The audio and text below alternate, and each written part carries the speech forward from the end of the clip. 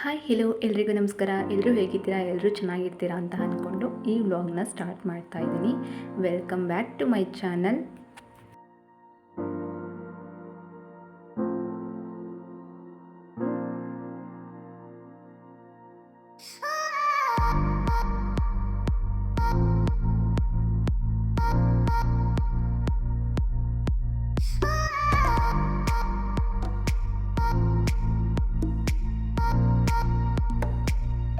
ಉಪ್ಪನ್ನು ಎಲ್ಲರೂ ತಾಯಿ ಲಕ್ಷ್ಮೀ ಸ್ವರೂಪ ಅಂತ ಹೇಳ್ತಾರೆ. ಉಪ್ಪನ್ನು ಪ್ಲಾಸ್ಟಿಕ್ ಡಬ್ಬದಲ್ಲಿ ಇಡೋದು ಅಷ್ಟೊಂದು ಸೂಕ್ತ ಅಲ್ಲ ಅಂತ ಅನಿಸುತ್ತೆ. ಅದಕ್ಕೆ ಅಂತ ಹೇಳಿ ಈ ರೀತಿ ಪಿಂಗಾಣಿ ಡಬ್ಬನ ತೊಗೊಂಡು ಬಂದೆ 2. ಇದು ತುಂಬಾ ಕಡಿಮೆ ಪ್ರೈಸಲ್ಲಿ ಸಿಕ್ತು ಅಂತ ಹೇಳಿ ತೊಗೊಂಡು ಬಂದೆ. ಇದು ತುಂಬ ಜಾಸ್ತಿ ಏನು ಇಡಿಸಲ್ಲ, ಒಂದು ಹಾಫ್ ಕೆ ಜಿ ಅಷ್ಟು ಇಡಿಸುತ್ತೆ. ಒಂದು ಪೌಡರ್ ಉಪ್ಪಿಗೆ ಮತ್ತು ಕಲ್ಲು ಉಪ್ಪಿಗೆ ಅಂತ ಹೇಳಿ ತೊಗೊಂಡು ಬಂದಿದ್ದೀನಿ. ಆದಷ್ಟು ಉಪ್ಪನ್ನು ಈ ರೀತಿ ಡಬ್ಬದಲ್ಲಿ ಅಥವಾ ಗಾಜಿನ ಡಬ್ಬದಲ್ಲಿ ಇಡೋದಕ್ಕೆ ಟ್ರೈ ಮಾಡಿ, ತುಂಬಾ ಒಳ್ಳೆಯದು. ಬೆಳಗಿನ ತಿಂಡಿಗೆ ಅಂತ ನಾನಿಲ್ಲಿ ಇಡ್ಲಿ ಮಾಡೋಣ ಅಂತ ಅಂದ್ಕೊಂಡಿದ್ದೆ. ಇಡ್ಲಿಗೆ ನೆನೆಸಿ ರುಬ್ಬಿ ಇಟ್ಟಿದ್ದೆ ನೈಟೇ. ಇವಾಗ ಅದ್ರ ಕಾಂಬಿನೇಷನ್ ಆಗಿ ನಾನಿಲ್ಲಿ ಹಿಚ್ಕಿದ ಅವರೆಬೇಳೆ ಸಾಂಬಾರನ್ನ ಮಾಡೋಣ ಅಂತ ಹೇಳಿ ರೆಡಿ ಮಾಡ್ಕೊಳ್ತಾ ಇದ್ದೀನಿ. ಈ ಹಿಚ್ಕಿದ ಅವರೆಬೇಳೆ ಸಾಂಬಾರು ಮಾಡೋದಕ್ಕೆ ನಾನಿಲ್ಲಿ ಮಸಾಲೆನೂ ರೆಡಿ ಮಾಡ್ಕೊತಾ ಇದ್ದೀನಿ. ಮಸಾಲೆಗೆ ಸ್ವಲ್ಪ ಈರುಳ್ಳಿ, ಟೊಮೊಟೊ, ಸ್ವಲ್ಪ ಚಕ್ಕೆ, ಕೊತ್ತಂಬರಿ ಸೊಪ್ಪು ಇವನ್ನೆಲ್ಲ ಸ್ವಲ್ಪ ಫ್ರೈ ಮಾಡಿ ಇಟ್ಕೊಂಡಿದ್ದೀನಿ. ಒಗ್ಗರಣೆ ಮಾಡಿ ಇಟ್ಕೊಂಡಿರೋ ಅಂಥ ಹೆಚ್ಕಿದ ಬೇಳೆಗೆ ಈ ರುಬ್ಬಿದ ಮಸಾಲೆನ ಹಾಕ್ಕೊತಾ ಇದ್ದೀನಿ. ಮಸಾಲೆನ ಹಾಕ್ಕೊಂಡ್ಮೇಲೆ ಎಷ್ಟು ಬೇಕೋ ಅಷ್ಟನ್ನು ನೀರು ಹಾಕ್ಕೊತೀನಿ. ಸಾಂಬಾರ್ಗಾದರೆ ಸ್ವಲ್ಪ ತೆಳುವಾಗೇ ಇದ್ದರೆ ಚೆನ್ನಾಗಿರುತ್ತೆ. ಇದು ಇಡ್ಲಿಗೋಸ್ಕರ ಮಾಡ್ತಾ ಇರೋದ್ರಿಂದ ಸ್ವಲ್ಪ ಸಾಗು ರೀತಿ ಮಾಡ್ತಾ ಇದ್ದೀನಿ. ತುಂಬ ಜಾಸ್ತಿ ಏನು ನೀರು ಹಾಕೋದಿಲ್ಲ. ರುಚಿಗೆ ತಕ್ಕಷ್ಟು ಉಪ್ಪನ್ನು ಹಾಕಿ ಇದನ್ನು ಕೂಗೋದಕ್ಕೆ ಇಡ್ತೀನಿ. ಇವತ್ತು ನಾನಿಲ್ಲಿ 2 ರೀತಿ ಇಡ್ಲಿ ಮಾಡೋಣ ಅಂತ ಹೇಳಿ ಮಾಡ್ತಾಯಿದ್ದೀನಿ. ಒಂದು ತಟ್ಟೆ ಇಡ್ಲಿ, ಇನ್ನೊಂದು ಮಾಮೂಲಿ ಗುಂಡಿ ಇಡ್ಲಿನೂ ಸಹ ಮಾಡ್ತಾಯಿದ್ದೀನಿ. ತಟ್ಟೆ ಇಡ್ಲಿ ಮಾಡೋದಕ್ಕೆ ಪ್ಲೇಟಿಗೆಲ್ಲ ಹಿಟ್ಟನ್ನು ತುಂಬಿ ನಾನಿಲ್ಲಿ ಬೇಯೋದಕ್ಕೆ ಅಂತ ಹೇಳಿ ಒಂದು ಪಾತ್ರೆಯಲ್ಲಿ ಮುಚ್ಚಿ ಇಡ್ತಾಯಿದ್ದೀನಿ. ಅಷ್ಟೊತ್ತಿಗೆ ಹಿಚ್ಕಿದವರೆ ಬೇಳೆ ಸಾಂಬಾರು ಸಹ ರೆಡಿಯಾಗಿತ್ತು. ನೋಡಿ ಈ ರೀತಿ ಆಗಿದೆ. ನಾನು ಈ ರೀತಿ ಮಾಡಿದ್ದೀನಿ ಸಿಂಪಲ್ಲಾಗಿ. ಇದ್ರ ಜೊತೆಗೆ ಗಸಗಸೆನೂ ಸಹ ಸೇರಿಸ್ಕೊಂಡಿದ್ದೆ, ಅದನ್ನು ಮಿಸ್ ಮಾಡಿದ್ದೀನಿ ಹೇಳೋದು. ಗಸಗಸೆ ಸ್ವಲ್ಪ ಜಾಸ್ತಿ ಹಾಕಿ ಮಾಡಿದ್ರೆ ತುಂಬಾ ಟೇಸ್ಟು ಚೆನ್ನಾಗಿರುತ್ತೆ ಹಿಚ್ಕಿದವರೆ ಬೇಳೆ ಸಾಂಬಾರು. ನೀವೆಲ್ಲ ಯಾವ ರೀತಿ ಟ್ರೈ ಮಾಡ್ತೀರಾ ಈ ಸಾಂಬಾರನ್ನ ಮಾಡೋದಕ್ಕೆ ಅಂತ ಹೇಳಿ. ತಟ್ಟೆ ಇಡ್ಲಿ ಆಗಿದೆ. ಇವಾಗ ಗುಂಡಿ ಇಡ್ಲಿ ಮಾಡೋಣ ಅಂತ ಹೇಳಿ ಬರೀ ಒಂದೇ ಒಂದು ಪ್ಲೇಟಿಗೆ ಗುಂಡಿ ಇಡ್ಲಿ ಈ ರೀತಿ ಹಾಕಿ ಇಟ್ಟಿದ್ದೆ ಬೇಯೋದಕ್ಕೆ. ಅದು ಸಹ ರೆಡಿಯಾಗಿದೆ. ಇಡ್ಲಿ ತುಂಬಾ ಸಾಫ್ಟಾಗಿ ಬಂದಿತ್ತು, ಹಾಗೆ ಸಾಂಬಾರು ಸಹ ತುಂಬಾ ಟೇಸ್ಟಿಯಾಗಿ ಬಂದಿತ್ತು. ಈ ಇಡ್ಲಿ ಮತ್ತು ಈ ಸಾಗುಗೆ ಒಳ್ಳೆ ಕಾಂಬಿನೇಷನ್ ಅಂತಲೇ ಹೇಳ್ಬೋದು. ತುಂಬಾ ಚೆನ್ನಾಗಿತ್ತು ಈ ಹಿಚ್ಕಿದವರೆ ಬೇಳೆ ಸಾಂಬಾರು ಜೊತೆ ಇಡ್ಲಿ ತಿನ್ನೋದಕ್ಕೆ. ಇನ್ನು ನನ್ನ ಹಸ್ಬೆಂಡ್ಗೂ ನನ್ನ ಮಗಳಿಗೂ ಟಿಫನ್ನ ಬೇಗ ಕೊಟ್ಬಿಡ್ತೀನಿ. ನಾನು ಸ್ವಲ್ಪ ಲೇಟು ತಿನ್ನೋದು. ಅಂದರೆ ಬೆಳಗ್ಗೆ ಬ್ರಷ್ ಮಾಡಿಕೊಂಡು ಸ್ವಲ್ಪ ಬಿಸಿನೀರು ಕುಡ್ದಿದ್ದೆ. ನಮ್ಮ ಹಸ್ಬೆಂಡ್ಗೆ ಮತ್ತು ನನ್ನ ಮಗಳಿಗೆ ತಿಂಡಿ ಕೊಟ್ಟಾದ ನಂತರ ನಾನು ಸ್ನಾನ ಮಾಡ್ಕೊಂಡು ಬಂದು ದೇವ್ರ ಪೂಜೆ ಮಾಡೋಣ ಅಂತ ಹೇಳಿ ಮಾಡಿದೆ. ಇವತ್ತು ತುಂಬ ಸಿಂಪಲ್ಲಾಗಿಯೇ ದೇವ್ರ ಪೂಜೆ ಮಾಡಿದ್ದೀನಿ. ದೇವ್ರ ಪೂಜೆ ಆದ ನಂತರ ಎಲ್ಲ ತಿಂಡಿ ತಿಂದ್ಕೊಂಡು ನಾನು ಬಾಕಿ ಕೆಲಸ ಇದ್ದರೆ ಏನಾದರೂ ಮಾಡ್ಕೊತೀನಿ. ಕೆಲಸ ಮುಗ್ದಾದ್ಮೇಲೆ ಏನೂ ಕೆಲಸ ಇಲ್ಲ ಅಂದಾಗ ನನ್ನ ಮಗಳ ಜೊತೆ ಸ್ವಲ್ಪ ಟೈಮ್ ಸ್ಪೆಂಡ್ ಮಾಡ್ತೀನಿ. ಅಂದರೆ ಅವಳ ಜೊತೆ ಜಾಸ್ತಿ ಆಟ ಆಡೋದು, ಅವಳಿಗೆ ಬೇಜಾರಾಗಬಾರ್ದು ಅಂತ ಹೇಳಿ ಅವಳ ಜೊತೆ ಜಾಸ್ತಿ ಸಮಯನ ನಾನು ಕಳಿತೀನಿ. ನೈಟ್ ಡಿನ್ನರ್ಗೆ ಅಂತ ಹೇಳಿ ನಾನಿಲ್ಲಿ ರಾಗಿ ರೊಟ್ಟಿ ಮಾಡೋಣ ಅಂತ ಹೇಳಿ ಪ್ರಿಪೇರ್ ಮಾಡ್ಕೊತಾ ಇದ್ದೀನಿ. ಈ ರಾಗಿ ರೊಟ್ಟಿ ಮಾಡೋದಕ್ಕೆ ನಾನಿಲ್ಲಿ 2 ಅಥವಾ 3 ಗ್ಲಾಸ್ ನೀರನ್ನು ಹಾಕ್ಕೊಂಡಿದ್ದೀನಿ. ಇದ್ರ ಜೊತೆಗೆ ಒಂದು ಅರ್ಧ ಸ್ಪೂನಷ್ಟು ತುಪ್ಪನ ಆ್ಯಡ್ ಮಾಡ್ಕೊಂಡಿದ್ದೀನಿ. ಯಾಕೆ ಅಂದರೆ ಅದು ಹಿಟ್ಟು ಗಂಟು ಇಲ್ದಂಗೆ ಬರುತ್ತೆ ಅಂತ ಹೇಳಿ. ನೀರು ಕುದೀತಾ ಇರಬೇಕಾದ್ರೆ 1.5 ಬೌಲಷ್ಟು ಅಂದರೆ 3 ಬೌಲಷ್ಟು ನಾವು ನೀರು ತೊಗೊಂಡ್ರೆ 1.5 ಬೌಲಷ್ಟು ನಾವು ರಾಗಿ ಹಿಟ್ಟನ್ನು ತೊಗೋಬೇಕಾಗುತ್ತೆ. ಇದು ಚೆನ್ನಾಗಿ ಕುದೀತಾ ಇರಬೇಕಾದ್ರೆ ಒಂದು ಕೋಲಲ್ಲಿ, ಅಂದರೆ ಈ ಮುದ್ದೆ ಮಾಡೋ ಕೋಲು ಆ ಥರದ್ದು ಇಟ್ಕೊಂಡಿರ್ತೀವಲ್ಲ ಅದರಲ್ಲಿ ಚೆನ್ನಾಗಿ ತಿರುಗಬೇಕಾಗುತ್ತೆ, ಸ್ವಲ್ಪನೂ ಗಂಟಿಲ್ದಂಗೆ. ತುಪ್ಪ ಹಾಕಿರೋದ್ರಿಂದ ಇದೇನು ಗಂಟು ಆಗೋದಿಲ್ಲ. ರೊಟ್ಟಿ ಜೊತೆಗೆ ಕಾಂಬಿನೇಷನ್ ಆಗಿ ನಾನಿಲ್ಲಿ ಹೀರೆಕಾಯಿ ಪಲ್ಯ ಮತ್ತು ಬೀಟ್ರೂಟ್ ಪಲ್ಯನ ಮಾಡ್ಕೊಳ್ಳೋಣ ಅಂತ ಹೇಳಿ ಮಾಡ್ಕೊತಾ ಇದ್ದೀನಿ. ಹೀರೆಕಾಯಿ ಪಲ್ಯ ಮಾಡೋದಕ್ಕೆ ನಾನಿಲ್ಲಿ ಒಂದು 3 ಟೇಬಲ್ ಸ್ಪೂನಷ್ಟು ಆಯಿಲ್ನ ಹಾಕ್ಕೊಂಡಿದ್ದೀನಿ. ಸಾಸಿವೆ ಜೀರಿಗೆನ ಹಾಕ್ಕೊಂಡಿದ್ದೀನಿ. ಅದ್ರ ಜೊತೆಗೆ ಕರಿಬೇವಿನ ಸೊಪ್ಪು, ಈರುಳ್ಳಿ, ಹಸಿಮೆಣಸಿನ್ಕಾಯಿನಾದರೂ ಹಾಕ್ಕೊಬೋದು ಅಥವಾ ಖಾರದ ಪುಡಿನಾದರೂ ಹಾಕ್ಕೊಬೋದು. ಅಂದರೆ ಮಸಾಲೆ ಪುಡಿ ಇರುತ್ತಲ್ಲ ಅದನ್ನು ಬೇಕಾದರೂ ಹಾಕ್ಕೊಬೋದು. ನಾನಿಲ್ಲಿ 1-2 ಹಸಿಮೆಣಸಿನ್ಕಾಯಿನ ಹಾಕ್ಕೊತಾ ಇದ್ದೀನಿ. ಇವತ್ತೇನೆಂದರೆ ಒಗ್ಗರಣೆ ಮಾಡೋದಕ್ಕೆ ಕರಿಬೇವಿನ ಸೊಪ್ಪಾಗಲಿ ಕೊತ್ತಂಬರಿ ಸೊಪ್ಪಾಗಲಿ ಇರಲಿಲ್ಲ, ಎಲ್ಲ ಖಾಲಿ ಆಗಿತ್ತು ಅಂತ ಹೇಳಿ ಏನಿದೆ ಅದರಲ್ಲೇ ಮಾಡ್ತಾಯಿದ್ದೀನಿ. ಇದು ಬೇಗನೆ ಆಗೋಗುತ್ತೆ, ಈ ಪಲ್ಯ ಕ್ವಿಕ್ಕಾಗಿ ಆಗೋಗುತ್ತೆ ಅಂತ ಹೇಳಿ ಈ ರೀತಿ ಮಾಡ್ತಾಯಿದ್ದೀನಿ.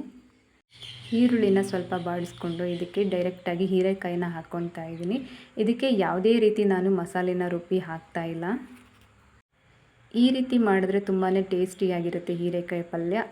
ಅಂದರೆ ಇದಕ್ಕೆ ಸ್ವಲ್ಪ ಜಾಸ್ತಿ ಆಯಿಲ್ನ ಹಾಕ್ಕೊಬೇಕಾಗುತ್ತೆ. ನನ್ನ ಮಗಳಿಗೆ ಇಲ್ಲಿ ಕೆಮ್ಮಿರೋದ್ರಿಂದ ಸ್ವಲ್ಪ ಕಡಿಮೆನೇ ಹಾಕ್ಕೊಂಡಿದ್ದೀನಿ ಆಯಿಲ್ನ. ಹೀರೆಕಾಯಿನ ಎಣ್ಣೆಯಲ್ಲಿ ಜಾಸ್ತಿ ಹೊತ್ತು ಫ್ರೈ ಮಾಡೋ ಅವಶ್ಯಕತೆ ಏನಿಲ್ಲ. ಒಂದು 10 ನಿಮಿಷ ಫ್ರೈ ಮಾಡಿಕೊಂಡ್ರೆ ಸಾಕು. ಇದಕ್ಕೆ ನಾನಿಲ್ಲಿ ಮನೆಯಲ್ಲೇ ಮಾಡ್ಕೊಂಡಿರೋ ಅಂಥ ಮಸಾಲೆ ಪೌಡರ್ನ ಆ್ಯಡ್ ಮಾಡ್ಕೊತಾ ಇದ್ದೀನಿ.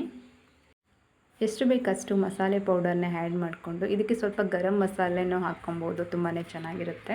ನಾನು ಮನೆಯಲ್ಲೇ ಮಾಡಿಸಿರೋದು ಮಸಾಲೆ ಪೌಡರಲ್ಲಿ ಎಲ್ಲ ರೀತಿ ಮಸಾಲೆನೂ ಆ್ಯಡ್ ಮಾಡಿರೋದ್ರಿಂದ ನಾನು ಎಕ್ಸ್ಟ್ರಾ ಏನಿಲ್ಲಿ ಗರಂ ಮಸಾಲೆನ ಆ್ಯಡ್ ಮಾಡೋದಿಲ್ಲ. ಇದು ಫ್ರೈ ಆದ ನಂತರ ನಾನು ಸ್ವಲ್ಪ ಕೊಬ್ಬರಿ ತುರಿನ ಆ್ಯಡ್ ಮಾಡ್ಕೊತೀನಿ ಅಷ್ಟೇ. ಇವಾಗ ಪಲ್ಯ ರೆಡಿಯಾಗಿ ಹೋಗಿದೆ. ಇದಕ್ಕೆ ಸ್ವಲ್ಪ ರುಚಿಗೆ ತಕ್ಕಷ್ಟು ಉಪ್ಪನ್ನು ಹಾಕ್ಕೊಂಡ್ರೆ ಈಸಿಯಾಗಿ ಈ ರೀತಿ ಹೀರೆಕಾಯಿ ಪಲ್ಯನ ರೆಡಿಯಾಗುತ್ತೆ. ಇದ್ರ ಜೊತೆಗೆ ಬೀಟ್ರೂಟ್ ಇತ್ತು ಅಂತ ಹೇಳಿ ಬೀಟ್ರೂಟ್ ಪಲ್ಯನೂ ಮಾಡ್ಕೊಳ್ಳೋಣ ಇದೇ ರೀತಿ ಸಿಂಪಲ್ಲಾಗಿ ಅಂತ ಹೇಳಿ ಮಾಡ್ತಾಯಿದ್ದೀನಿ. ಈ ಬೀಟ್ರೂಟ್ ಪಲ್ಯ ಮಾಡೋದಕ್ಕೆ ಒಂದು 2 ಟೇಬಲ್ ಸ್ಪೂನಷ್ಟು ಆಯಿಲು, ಸಾಸಿವೆ, ಜೀರಿಗೆ ಮತ್ತು ಈ ಕಟ್ ಮಾಡಿ ಇಟ್ಕೊಂಡಿರೋ ಅಂಥ ಈರುಳ್ಳಿ, ಹಸಿಮೆಣಸಿನ್ಕಾಯಿನ ಹಾಕ್ಕೊತಾ ಇದ್ದೀನಿ. ಸೇಮ್ ಆ ಪಲ್ಯನ ಯಾವ ರೀತಿ ಮಾಡಿದೆ ಅದೇ ರೀತಿ ಇದನ್ನು ಸಹ ಮಾಡ್ಕೊತಾ ಇದ್ದೀನಿ. ಪಲ್ಯ ತುಂಬ ಸಿಂಪಲ್ಲಾಗಿ ಇದ್ರೂ ಈ ರೀತಿ ಪಲ್ಯ ತುಂಬಾ ಇಷ್ಟ ಆಗುತ್ತೆ. ಅಂದರೆ ಈ ರೀತಿ ತುರಿದು ಮಾಡಿದ್ರೆ ಬೀಟ್ರೂಟ್ ಪಲ್ಯನ ಇಷ್ಟ ಆಗುತ್ತೆ. ಬೀಟ್ರೂಟ್ ಪಲ್ಯಕ್ಕೂ ಜಾಸ್ತಿ ಸ್ಪೈಸಸ್ ಏನೂ ಆ್ಯಡ್ ಮಾಡೋದಿಲ್ಲ, ಯಾಕೆಂದರೆ ನನ್ನ ಮಗಳು ಇಷ್ಟಪಟ್ಟು ತಿಂತಾಳೆ ಬೀಟ್ರೂಟ್ ಪಲ್ಯನ. ಅವಳಿಗೆ ಜಾಸ್ತಿ ಸ್ಪೈಸಸ್ಸು ಬೇರೆ ಯಾವುದೇ ರೀತಿ ಪೌಡ್ರ್ ಹಾಕಿ ಮಾಡಿದ್ರೆ ಅವಳಿಗೆ ಇಷ್ಟ ಆಗಲ್ಲ ಅಂತ ಹೇಳಿ ಬರೀ ಸ್ವಲ್ಪ ಹಸಿಮೆಣಸಿನ್ಕಾಯಿ ಒಗ್ಗರಣೆಗೆ ಹಾಕಿ ಖಾರಕ್ಕೆ ಮಾಡ್ತಾಯಿದ್ದೀನಿ.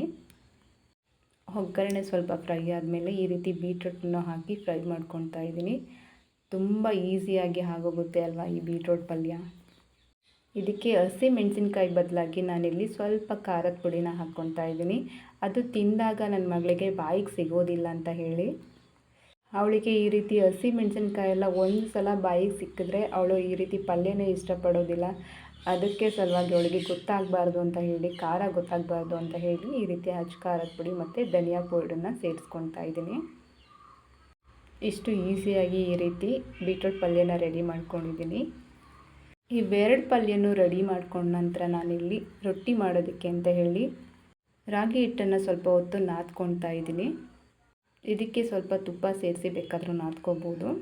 ಇದನ್ನು ಎಷ್ಟು ಚೆನ್ನಾಗಿ ನಾದ್ಕೊತೀವಿ ಅಷ್ಟು ಚೆನ್ನಾಗಿ ಬರುತ್ತೆ. ಇಲ್ಲಿ ನನಗೆ ಸ್ವಲ್ಪ ಟೈಮ್ ಆಗಿತ್ತು ಅಂತ ಹೇಳಿ ಸ್ವಲ್ಪನೇ ನಾದ್ಕೊಂಡು ಬೇಗ ರೊಟ್ಟಿ ಮಾಡಬೇಕು ಅಂತ ಹೇಳಿ. ಅಂದರೆ ನನ್ನ ಮಗಳು ಮಧ್ಯಾಹ್ನ ನಿದ್ದೆ ಮಾಡಿರಲಿಲ್ಲ. ಮಧ್ಯಾಹ್ನ ಟೈಮ್ ಆಲ್ಮೋಸ್ಟ್ ಯಾವಾಗಲೂ ನಿದ್ದೆ ಮಾಡ್ತಾನೆ ಇರ್ತಾಳೆ.